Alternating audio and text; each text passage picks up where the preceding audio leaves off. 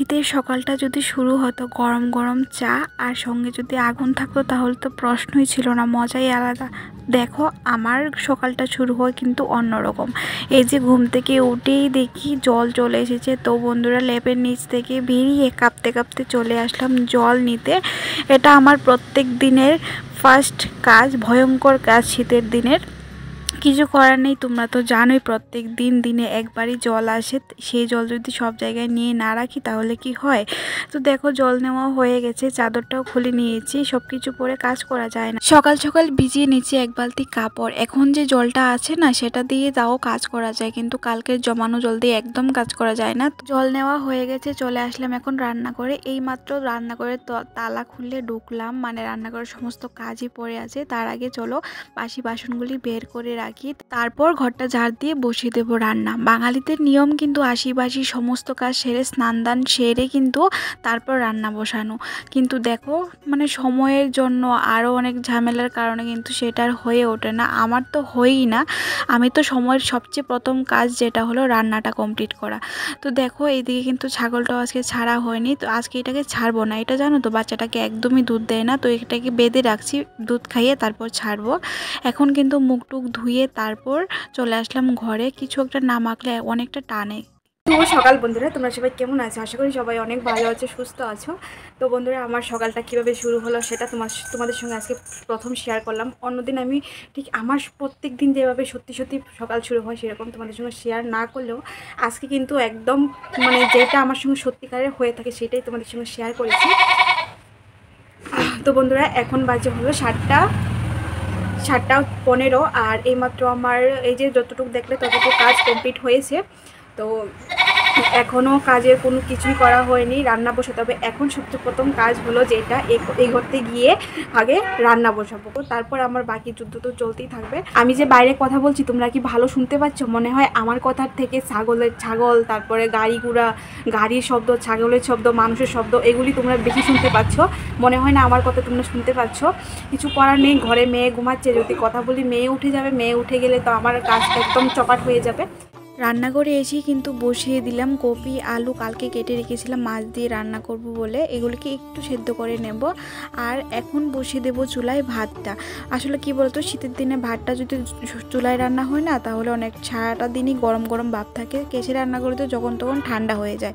তো দেখো এখন পিউসোনা উঠে গেছে ঘুম থেকে।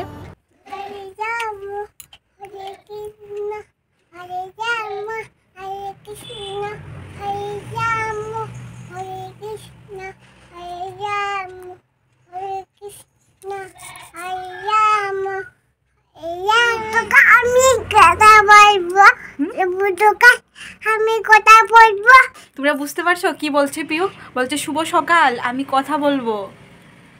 ও নিজে নিজেই মোবাইল নিয়ে বলে হ্যালো বন্ধুরা কেমন আছো, মানে ও তো ভালো করে বলতে পারে না কথা, তারপরেও চেষ্টা করে ওই আমি যে বলি। আর মা আর তোমাদের দাদা কি হাসাহাসি করে বলে দেখো মার থেকে শিখে নিয়েছে। তো বন্ধুরা আমার ম্যাডাম তো উঠে গেল, আমি ওই ঘরে ভাত বসিয়ে আসলাম, কপি সিদ্ধ বসিয়ে আসলাম। বাস এতটুকু কি করলাম, আর কোনো কাজ করিনি, মশলাও বাটিনি, রান্নাও করিনি। 8টা বেজে গেল। তো চলো এখন মেয়েকে নিয়ে শুরু করব বাকি যুদ্ধটা। আর যেহেতু 8টার উপরে বেজে গেছে, এখন যদি টিফিন খাওয়াই তাহলে ভাতটা কখন খাবে আমার সোনা মা? কালকে তোমার পাপা তোমার জন্য মাছ এনেছি, তুমি এখন মাছ দিয়ে গরম গরম ভাত দিয়ে খেয়ে নেবে, বুঝেছ?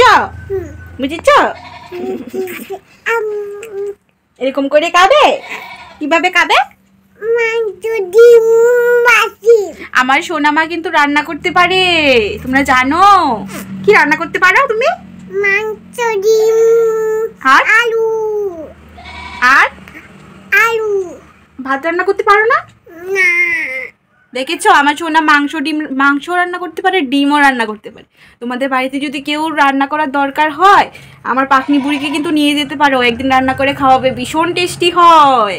মেয়েকে ফ্রেশ ট্রেশ করিয়ে জল খাইয়ে চলে আসলাম রান্নাঘরে। এই যে মেয়ের জন্য বসিয়েছি কপি আলু ভাজা, ভাত তো হচ্ছে। এদিকে দেখো মেয়ের পার্টনার, ওরা দুজনকে পেলে আর কিছুই লাগে না। আমার মেয়েও একটা সঙ্গী পেয়ে গেল বিশুকে, আর বিশুও সঙ্গী পেয়ে গেল আমার মেয়েকে। সত্যি মেয়েটা একা একা থাকতে অনেকটা কান্না করতো, অনেকটা যন্ত্রণা করতো। তো দেখো এখন বসিয়ে দিচ্ছি রান্নাটা, মানে কপি আলু দিয়ে মাছ রান্না করব। সকালটা কিন্তু আমার শুরু হয়েছিল মাথা ব্যথা দিয়ে, এখনও মাথাটা ব্যথা করছে, কিন্তু কাজের টেনশনে কোনটার পরে কোনটা করব রান্নাটানি হয়ে যায়, তোমাদের দাদা এসে ভাত খেয়ে যেতে পারে, ওই টেনশনে না মাথা ব্যথাটা সাইডেই রয়ে গেল। 10টা বাজে বন্ধুরা, কোনো রকমভাবে এক তরকারি ভাত রান্না করছি। তোমরাই বলো রান্না করব না মেয়ের পিছনে দৌড়বো। রান্না করছি আর মেয়েকে ডাকছি, মেয়ের মুখে একটু একটু করে ভাত দিচ্ছি। তো পুরা বাড়ি খুঁজেও মেয়েকে খুঁজে পাচ্ছি না, কোথায় চলে গেল। মানে এদিক ওদিক সব দিকে খুঁজছি, একদিকে মশলা বাটছি, একদিকে মেয়েকে খাওয়াচ্ছি, আর একদিকে বাকি কাজ তো আছেই পরে। আর মাথাটা এত ব্যথা বন্ধুরা, কি বলবো, মাথা যন্ত্রণা আর ভালো লাগছে না, আমি আর তাকাতে পারছি না, এত কষ্ট হচ্ছে। ঘরে ওষুধও নেই, তোমাদের দাদাকে যে ফোন করে বলবো সেরকমও মানে অবস্থা নেই, কেননা ও গেছে অনেকটা দূরে, আসতে দেরি হবে।